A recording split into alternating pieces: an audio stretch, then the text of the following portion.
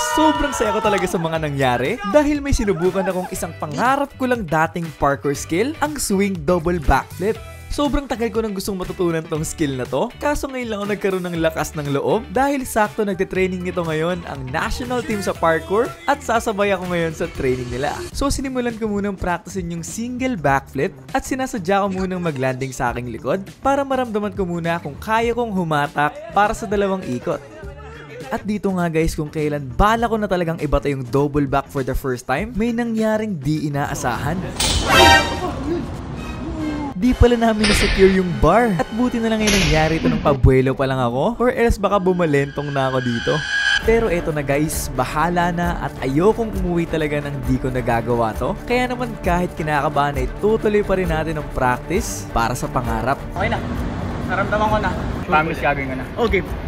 Guys, Kaya mo. pag nabago ako, ito yung mukha na to. So ito na talaga at gagawin ko na ang swing double backflip for the first time.